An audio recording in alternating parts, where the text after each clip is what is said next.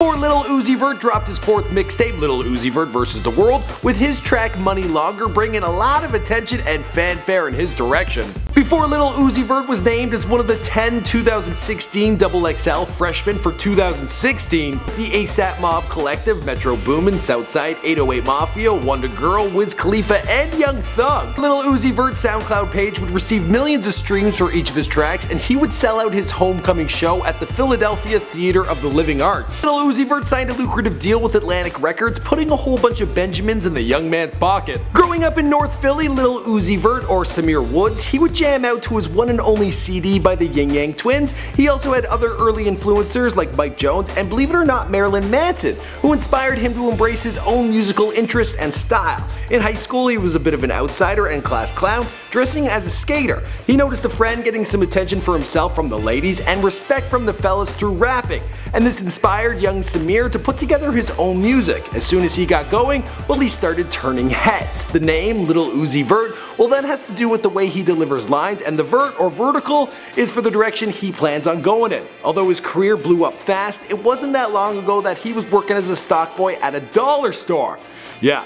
Definitely worked out for him. What's going on, guys? My name is Michael McCrudden, talking about the life of the rapper who is owning 2016, Lil Uzi Vert, here for you on Before They're Famous. Now recently we put together a video on Kodak Black, and that video had some serious liftoff, with tons of you guys asking me for a follow-up featuring Lil Uzi Vert. Here you go, I hope you enjoy it, and as always, be sure to let me know in the comments down below who you want me to document next.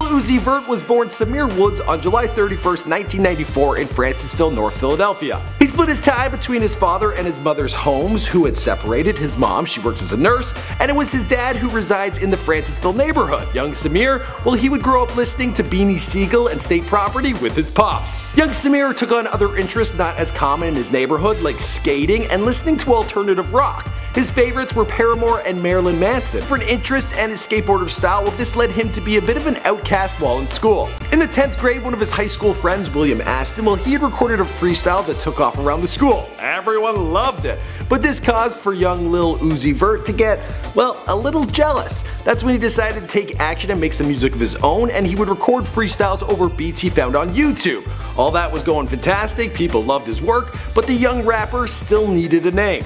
And from there, Lil Uzi Vert, he had found his moniker. He began to find new idols to look up to, including Wiz Khalifa, that's his fave, but others like ASAP Rocky, ASAP Ferg, Young Thug, and all of those people, well, he would soon be working with them. Lil Uzi Vert began posting his songs to SoundCloud, he recalls back in 2014, when he was excited seeing that a few hundred people had listened to his work. It wouldn't take long for his talent to get the attention of DJ Buzz Worthy, and through him he met producers Charlie Heat and later Power 99's DJ Diamond Cuts.